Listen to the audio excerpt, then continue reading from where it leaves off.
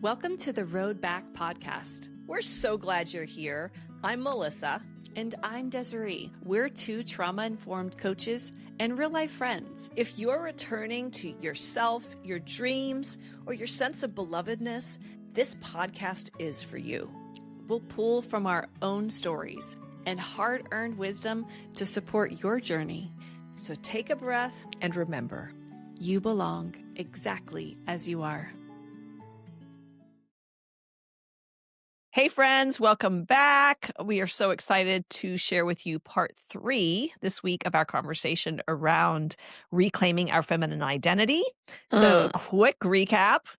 Part 1, we talked about the ways our identity had been wounded through childhood experiences, sometimes pain, trauma, weird church doctrines, things that had shut us down from living in our full feminine identity. And then we touched on some of the ways that we had come back and healed in that process. And then last week, super fun week, we talked about the power of healing in the context of community, especially with other women. And we touched on, while sometimes women have been sources of pain in our lives, they also have been tremendous sources of healing. And so this week, part 3, we're really excited to dive into a conversation around what it looks like living in the overflow of our feminine identity. Now that we're back in touch with who we've been created to be, what does it look like in our practical daily life? We want to really equip you as the listener with some practical tools, also some spiritual tools and insights. So expect a little bit of practical and philosophical in this conversation, both of which we are hoping will bless you. So, Des, Good. Let's get into it. Excited that we're taking up the space for 3 episodes to talk about something as complex as feminine identity. Yeah. Could really talk about it for a year and probably just scratch the surface. And so much of what we're sharing is like, we're figuring this out and we're on the journey with you. And we'd love to share where we're at, what we find to be true. And I think that that's the gift of being in a community space like this. I remember hearing somebody say once that you don't always have to be miles ahead of somebody else in order to help them. Sometimes you just need to be a few steps ahead. Our heart in this space is pulling from some of the hard-fought lessons that we have won and earned along the way. And for some of you, you might be starting out on the path. And so pick and choose what you like. And see it as us setting a table. This is going to come up a lot. We love setting tables. We set the table before you, and we just want you to be able to pick and choose and partake with this, because we both feel that the conversations around identity are so important. And we can't wait to dive into the conversation a little bit more. Des, let me ask you a question as you've leaned into your God-given identity as a woman. What are some times when you felt fully alive in that space? Or what does that even look like as you're working it out in your day-to-day life? I think both in my own personal life and in the work I do for women, what I often notice, and it was true for me as well, is that we sometimes try to isolate parts of our femininity, say, for instance, the mother part of our feminine, and it can become imbalanced when we overemphasize that, like, only being in our mother role is important. And I sit with so many clients who are like, when they go and activate their creative part, their more individualized expression of themselves part, they can sort of feel guilt or shame that they should be in a different part, that they should be mothering, that they should be doing something else. And I think what I've settled into more and more is that whenever I say this is the only one way, I disregard the other parts, and that creates a lot of internal struggle for me. And I don't think it's the most holistic view of feminine identity, because I have my mother part, I have my sister part, I have my friend part, I have my daughter part, I have my lover part. And all of those parts of us are really important. And at different times, they need different care. They need different things.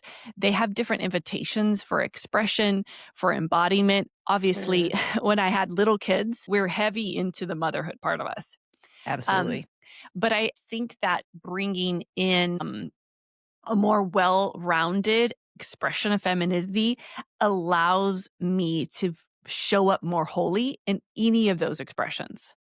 So when I don't deny my sister part and I'm in my mother part, that's really important, and vice versa. When I'm in my daughter part, the part that needs to receive and the part that needs nurturing, it doesn't mean that it's more valuable or less valuable than that really powerful creative part of me or that Mm. individualized expression part of me. I think I'm holding my feminine identity with a more multifaceted view that allows me to show up and be like, yeah, this is my mom time. Like I'm on. Like it's time to move a kid out. It's time to show up at games and to kind of flow in those things where not one is more important than the other. Mm. Were there any specific moments or processes that you went through that you felt personally helped you begin to marry those parts together so that they didn't feel so compartmentalized? I think I noticed invitation for other expressions of myself about 5 years ago when I could tell my heart had invitation for other things.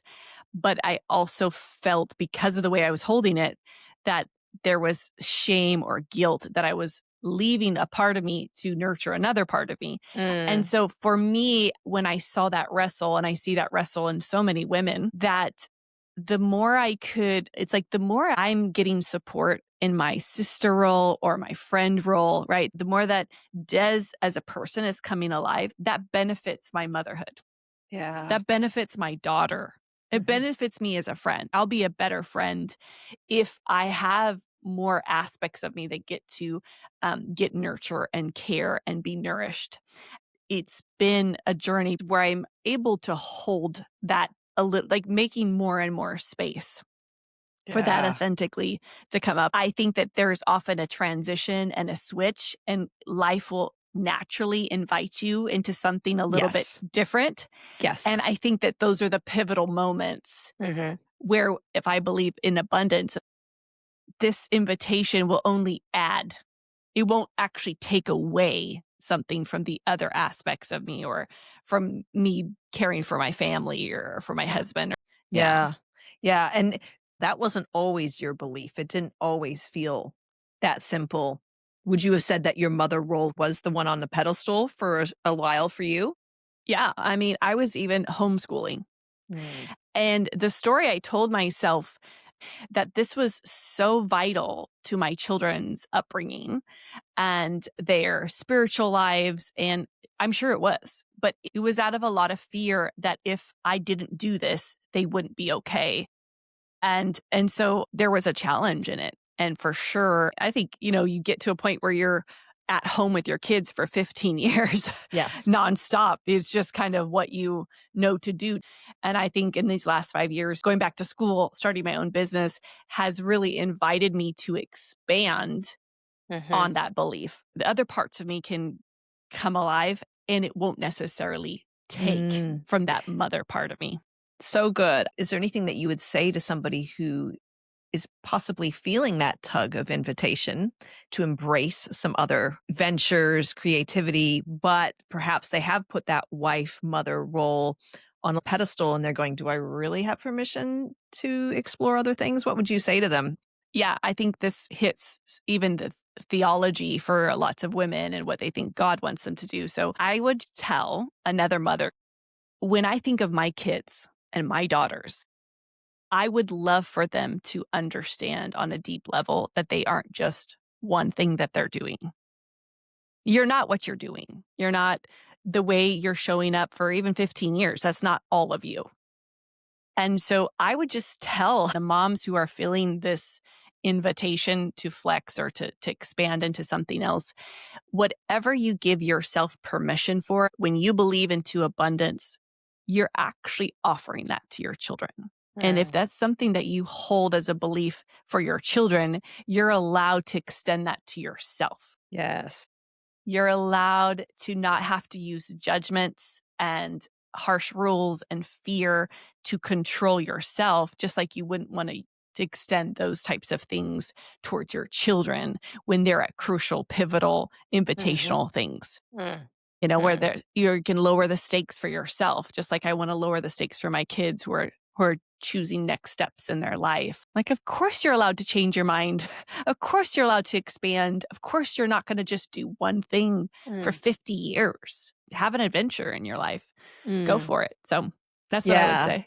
I hear you saying really you're setting the example by demonstrating, I have permission to do this. It actually creates so much permission for the people around you to be able to expand and lean into more than just one or two roles that they play. Mm, Really, yeah. so A lot true. of wisdom there. You're so Yeah. welcome. Is there Mm. any way that you notice your feminine identity show up in your daily life, Mel? I think there's a mixture between it showing up and also me cultivating it. And Yes. so I remember a few years ago going through an exercise where I wanted to identify what my core values were because I like those kinds of things. I like personal development books. I like leadership books. I like, ooh, how do I live a more aligned, abundant life? And I remember reading through these lists of core values, and they could be anything from, adventurous to innovative to integrity, all sorts of things that people value that they want to order their lives by. And when I went through the exercise, two key core values stood out for me. It just felt like something clicked into place. And the two core values that I realized were the most important to me were beauty and wisdom. Ooh. And I just when I said them, when I even say them now, there's something in me that resonates that goes, "Oh, yes, this is really important to me." There's other things that are important to me, but I feel like I can arrange my life around those things. And so often when I'm thinking about anything from what am I going to cook tonight to what outfit do I want to buy, to what does self care look like for me? How do I want to parent? I'm often orienting it around those values. How do I create beauty in my life? And how do I infuse wisdom into what I do?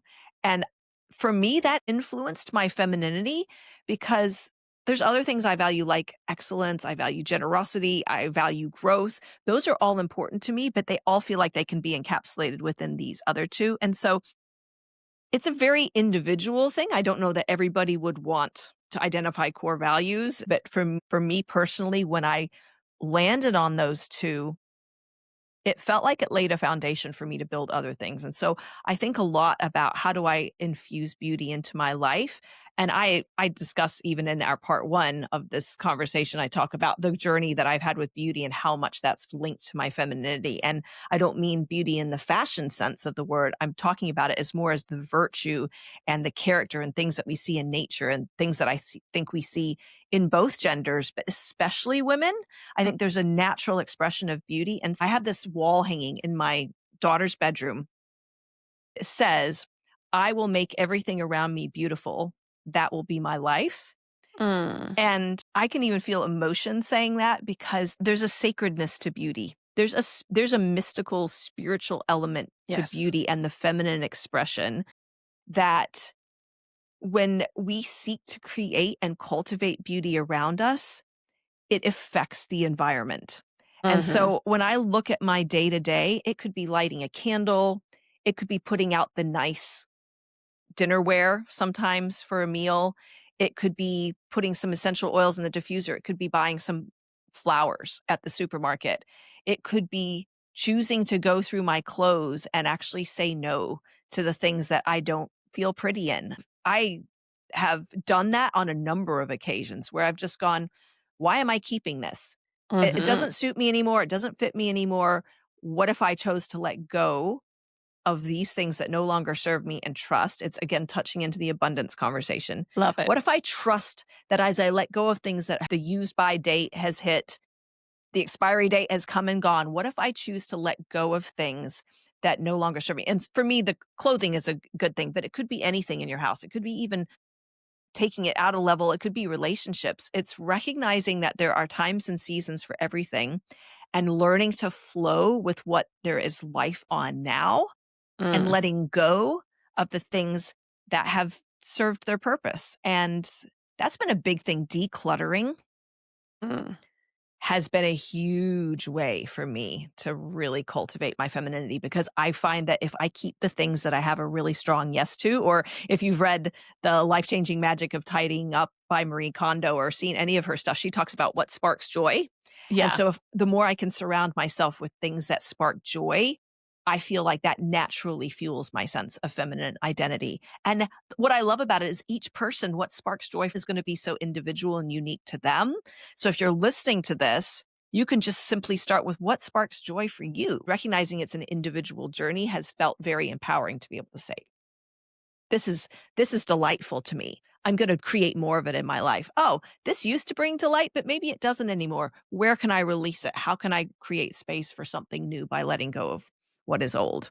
So, it's an ongoing process, and it's something that doesn't feel static. It's very fluid. There's a lot of what suited me or what I loved 6 months ago might have shifted, and what I loved 5 years ago very possibly has shifted. But coming back to those core values of beauty and wisdom and Yeah. building my life around virtues such as those feels really, really empowering to me. I love that because, just as I was listening to you, I felt like how much fluidity there was and how you're staying connected to your heart and then moving with your heart. And so, what would you say to the listener who is getting connected to their heart and wants to find those virtues, like wants to find Mm, the things that are uniquely theirs? yeah. Right? So that's the part of the fluidity and the brilliance of femininity is that it's so different that we don't have to have the same virtues to Mhm. be in our feminine Mm. identities. I think there's some questions you can ask yourself. I think good questions are so important when it comes to understanding how we operate. And so I am a huge fan of good questions. One of the things I would say is, what is beautiful to you or what is delightful to you? What nourishes you? So when you engage in a certain activity or you eat a certain food or you hang out with certain people, where are the environments that when you walk away from them, you feel energized? What are the activities that when you do them, you feel that surge of excitement or like I said, delight? And so asking simple questions and beginning to notice when I'm in this environment, something feels very invigorating. When I've had a really good workout, I feel so strong. Even if I didn't want to do it afterwards, I feel a sense of pride. I feel a sense of satisfaction. It's learning to tune in to what adds life to you, what fuels you versus the things that drain you. And it really does begin with noticing and asking questions around that. And so I often ask people, what brings you delight? What do you find beautiful? Start there. What kind of flavors do you love? What kind of foods do you enjoy eating? I love Thai food. I love Indian food. I like all sorts of yummy different ethnic styles. I love Lebanese food. Those kinds of things. It's so good. I love eating. I love good food. And so that's something that brings me a lot of delight. Are you the same? Are you somebody who likes to cook? Do you like fine wine? Do you like putting flowers or arranging things? Where does your creativity come alive? So I've thrown out a bunch of different questions, but a lot of it comes back to what are the things that fuel and nourish you and you notice you are invigorated after you do them. That's a really good place to start. How about So you, good. Des? How would you guide somebody who's wanting those questions as well? Is there anything you would add to that that I left out? Well, I really resonated with a lot of what you're saying and how to tune in. But how I would add something to this is how can you take yourself really seriously? Like, how Mm, do you actually notice, okay, she at this group or this cultural experience, like a lot of ladies like doing this, but I don't actually like that. Taking like honoring what is and taking mhm, that seriously, I think that that's the piece I would add because everything you're sharing about food and beauty and wisdom and what helps you feel that creative flow cup for you that like becomes the pillar of part of you understanding and knowing yourself. I would say that I have just accepted that this is how I am. This is what I like. This is the way I'm creative. I remember this moment where I was like, I think I'm creative, but I'm not a painter. I'm not a this or that. And I was like, am I allowed to say I'm a creative if I don't write oh, verse? I 100%. 100%. I okay. think you could dive into that, Des. Talk to the woman who isn't a painter and questions her creativity, because I think our creativity and our identity as women are so intertwined. I love that. Because Yes. what I hear right now when you're talking is so much permission. It's like big fat permission granted. You don't have to fit the mold. If you do, Yes. great. But what if you don't? Exactly. So I would say that whenever you're connected to what it is that's your heart's coming alive, I had to actually believe that that was my own magic. Mm. And I had to say it as such. I had to say that was my creative magic. My creative magic is going to the fridge when I have 4 things that are about to go dead. And like what am I going to make? And I have a pack of chicken. Like what am I going to do? That's my magic. And Yes. And I'm the you only whip up something amazing with those 4 Yeah. ingredients. They're like, "What's this called?" I'm like, "It's called cleaning out the fridge, kids." And the point is I can't flow like a lot of women where they love to do menus. For the life of me, I shut down every time. But if I buy basic things, I get to name that that's my magic. And I Yes. get to say, it's okay that I'm like this. This is Mhm. okay that this is how I engage in the creative process of feeding my kids Mhm. every single day. And it's beautiful and it can be challenging at times, but the point is I get to name it magic. I get to say that that's creative. And I think that that's one of the biggest barriers I see for women, that they have gifts, they have Mm. even inklings of what it is Mhm. that brings them delight, but it doesn't fit what they think is creative. It doesn't fit what they think that should look like or how it Mhm. should be or, what they always thought they were gonna do. That was Mhm. huge for me. I always thought it was gonna be this, but am I allowed to say that this is me now? Like, this is what I Mm. wanna do? So it's really that nuanced leaning in to the magic. That's how I I'm would say. curious. I love that, Des. Is there anything in particular that you had to make peace with that you really loved and you recognized there was a little bit of Holy Spirit glitter magic on this, but it maybe didn't fit the mainstream? Because we've already talked about, well, what if you're not a painter? What does it look like? Are there any parts you've had to reconcile with yourself that you had to expand, make peace with, give permission to show up that maybe looks different? Because you already said, I'm not doing what I thought I was going to do. Where have you had to make peace with yourself around that? Mm, this is such a good question. I feel like I could use a few more minutes to think about it. Okay. But maybe if you would wanna respond first, what are the places inside of your life, Mel, and in your femininity that you gave yourself the space Mm. and the expansion to say, "I'm allowed, and maybe this isn't what I thought it was gonna look like, but this is what it is now." Is there anything that you would wanna share? I would say recognizing how much I loved talking about and studying wealth and money. Yes. I remember when I was a little girl, there were several things I wanted to do. I wanted to be an animal rescuer. I wanted to be a doctor.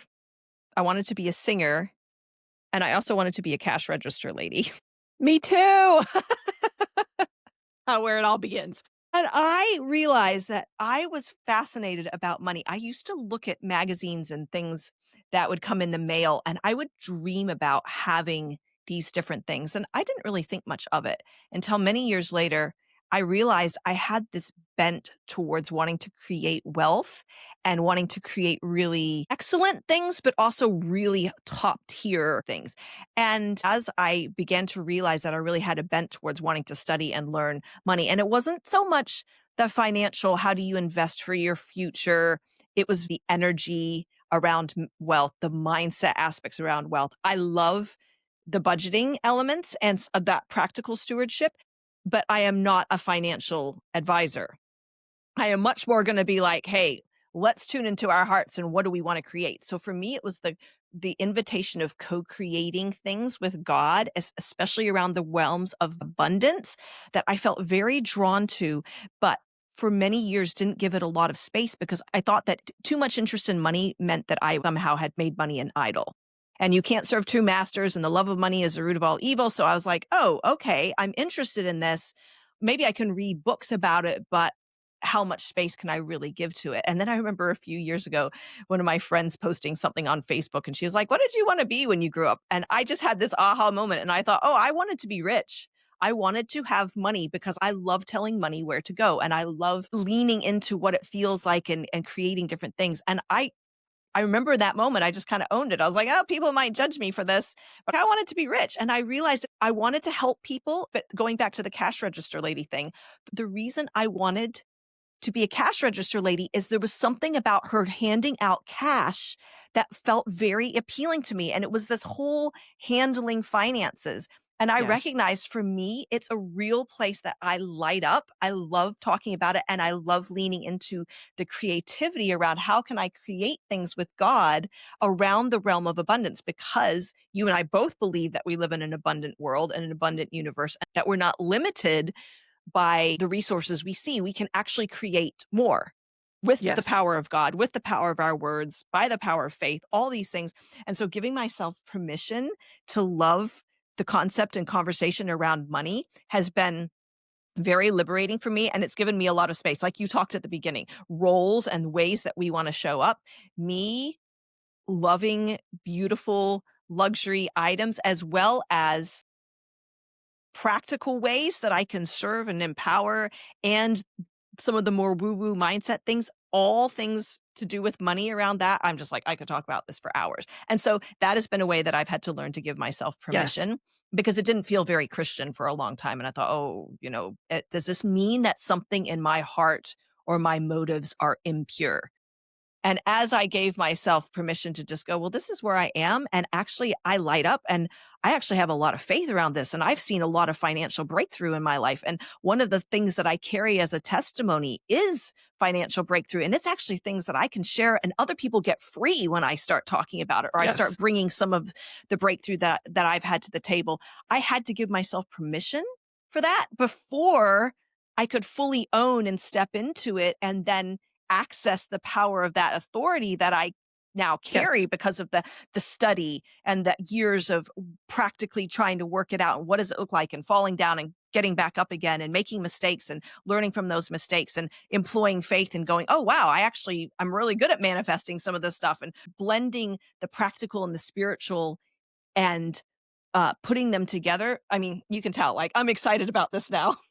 This is so This will good. not be our only conversation around money for sure, but it didn't look like painting. It didn't look like Yes. painting. And I have other creative expressions. I grew up in a musical family. I've played instruments my whole life. I have those kinds of parts of me that fit into the common, like what you would say, the creative box.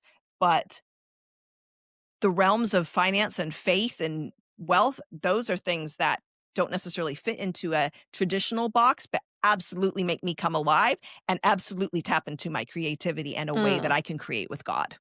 Um, So, um, Amazing because you first gave yourself permission to mhm, notice and like let that be a part of you. mhm, And when you did that, then I can feel the energy of you yeah, talking like you just skyrocketed in the yeah, sky of who you are and who you were yeah. made to be and your identity and the unique expression of it. So I love it. I love it so much. And thank you so much for giving me time because I felt like there's been a lot of choices. Mhm, There's been a lot of moments even for my life. And I had this belief that I needed to impact the world for mhm, Jesus, like a mhm. really desperate like were raised in the 90s and that was like the thing to do. Yep. And what's interesting is History that maker. yes, the Did whole you sing world. that song? Yes, I did. And Too did many you put times. yourself in there like, I'm going to be a history maker? 100%. So this is what's so funny because as I had to heal that part and give her permission to not be responsible for the whole world to know Jesus, to still love God, but to also not have that incredibly like I had such a burden and I had Mm, the sense of failing and that unless I'm in my missionary part because I was a missionary for years like mhm. that was the only, Was that your and ministry holy parts. Yes. And that so was your holy part? Yes. So I was like, would resonate with so many people as well, because we talked about at the beginning, like there's this one way that it's supposed to look. Our Mhm, identities are supposed to sort of mhm, fit into this one thing or mhm, this one path or one aspect is really gets an overemphasis. And so just supporting that, like that was beautiful. And I loved those years, but also healing from the responsibility. But there was still a part of me that wanted to use her voice, that wanted to mm, lead, that wanted to take up the space of me, mm, but not necessarily saving the whole world. And so it mhm, was a healing thing where I was like, actually, you're made to be a certain size. Like you can still mm, fly, you can mhm, still catch air and soar. So I think that that was a nuanced place where I had to give myself that unique permission to do the things that were making me come alive and be like, "Go for it. Why? Sure. I don't know if anyone will will come or anyone will do it, but I why don't we try it?" And that was a really important aspect of finding the fluidity of mm. my lane, if that makes sense. Is there something specific that you felt drawn to do that you could say, "Oh, I tried this," and maybe an example of really where it worked or where you learned? What if Jesus gets to be savior and Des doesn't have to carry that role, and what does that look like for you to still maintain those parts of your identity that were actually grounded in really beautiful things and had just been misguided a little bit along the way? What were some examples perhaps of you stepping out?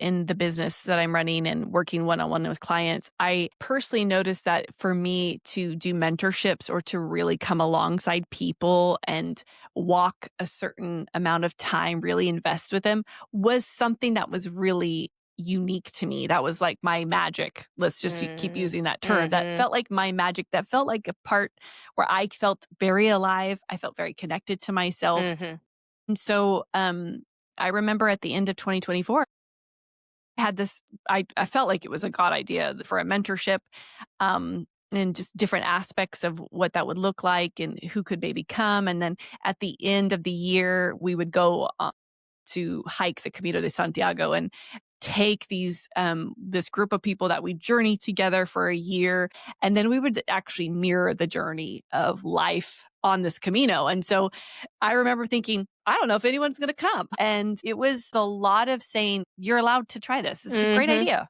This would be mhm, fun for you. mhm. Like, you would like this. This would be Yeah. a great way to spend your year. And so I got to work with two friends. You're one of them, and another amazing life consultant.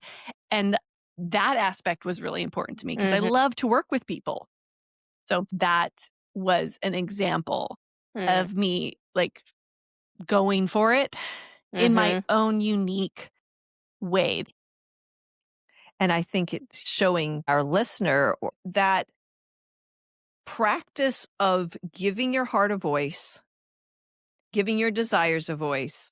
And I heard you say, well, at the end of the day, I'm not actually responsible fully for who else shows up, but this would be fun for me. Yes.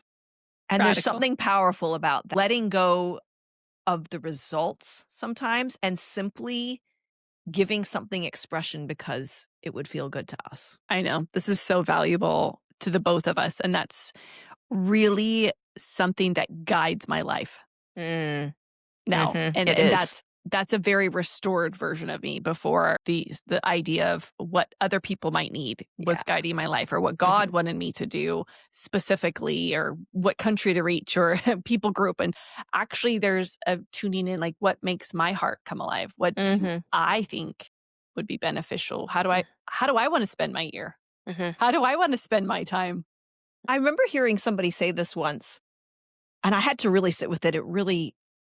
It resonated with me and freaked me out a little bit at the same time. She was giving some advice to someone who was having some relationship drama. And what she said to this person is she said, "If it's the best thing for you, it is the best thing for them." And I was like, "Wait, what?" Just sit with it. And what I see as a variation of that is when you do something that lights you up, the fruit is going to be good. Yes. I'm talking about those parts of us that when we start coming back online and we are getting back in touch with our feminine identity and those things that light us up, what is the best thing for you? Because the best thing for you is going to be the best thing for other people. And I still can trip over that thought at times, but when I think about it, I think, yeah, what is best? Sometimes we can look through the lens of selfishness and think, oh, well, if it's best for me, I'm being selfish. I'm not talking about selfishness. We're not talking about a motive that is take, me. It's talking about what's the highest and what's the best. Because if I am stepping into that and I'm choosing what is going to nourish me at the highest level, then what is going to flow out from that is going to be a nourished Melissa, of Melissa who is overflowing with life, not running on empty, a Dez who is giving her heart and her soul expression. And I would be curious to know, because I have walked to this mentorship with you this year, but you have also done a lot of the one-on-one work with the ladies and what it's felt like for you to hold space for these women as they've been on their own journey of reconnecting to their femininity. What are some key takeaways from your process with them that is encouragement to listeners who are maybe leaning into that journey for themselves? Mm. I have a pillar of belief is the virtues that I hold, the things that I hold to be true is that it's safe and it's good and it's God's design for you to be in your unique feminine identity. So when I hold this space and I've given that to myself, then I'm able to offer it to them. And I think that that's, one of the pillars of my belief in this type of work. If I do this work for me, then I can offer my hand and say, do you want to walk with me? Like, whenever you're ready, whenever you feel safe, you can come this way too. And so I think that that's been the posture of meeting with clients every week for 8 months is sort of like, what's already in you? Yeah. How can you feel safe? How can we unhook? How can we unhook shame? How can we unhook beliefs? How can we unhook old rules? So that you feel safer and safer in the expression of you. How do you name your own magic? I see your magic. Can you see your magic? Can you see the resource that's inside of you? So it has felt a lot like that. It's been so rich. How has it fed you in the process? Because as you held this open, you've already gone on the journey. You're opening the space for other people to do it. What's it felt like to watch these women start to come alive again? Yeah. Well, the modeling that's happened, because I'm saying like you get to just figure out what you want to do. You can be connected to your dreams and go for it. Mm. I'm trying to do that at the same time Mhm. that they're doing that. And I feel Mhm. really connected to them as Mhm. they're doing that because I'm doing it. I think what's nourished me in this process, I mean, again, there are parts of missionary Des Mhm. that felt extremely responsible for people's Mm. soul and the outcomes. And one of the most nourishing aspects of the work I do, but also especially with mentorship, is that when I see people connecting to themselves and to love, and I know that I didn't do it, but it was inside them and is a part of God and love, being with them, Emmanuel, being present in their story, that really supports that part of me saying, look, it just happened. Like love is that good. Love is that powerful. Love is that abundant that you can just be with them. Mm. And this is happening. And so that has really nourished me. It's really helped steady that part that was really desperate for decades, trying so hard. Mm. So, You're not responsible for the outcome, yeah. but you get to Yep. be with them Yep. and invite unconditional love into that space, but also embody maybe those few steps ahead that you are on the journey, and you can extend that helping hand and go, oh, Yeah. it's really good up here. I know it's hard right now. And that is something you do really beautifully, is hold open those spaces. And you are such a champion of hearts. Mel, what do you want the woman who's just starting out in the journey of reconnecting to their Mhm. hearts and reconnecting to those feminine identity parts? What do you want to leave them with to encourage them in this path? Mm. A couple of things come to mind. One is you do not have to do this journey alone. There are resources. There is a heavenly Father who adores you and can't wait to support you on this path. And regardless of whether or not you do it inside the context of a faith community or a church, or you are listening to podcasts such as this one, or you're reading books, or you're going to therapy, I want your heart to know that this is not a journey that you have to take by yourself. And that links to my second point, which is this journey is very individual to you. It won't look like everybody else. And we've touched on that. You might be a classic artist where when we think of classic creativity, you fit right into that mold, or you could be way outside of that. But you connecting to your identity, and if you're a woman, your femininity is as unique to you as your fingerprints. And so I want you to feel so much permission. And I think the topic of permission has come up a number of times in this conversation. There is a wide open space for you to explore. And by all means, be inspired by other people.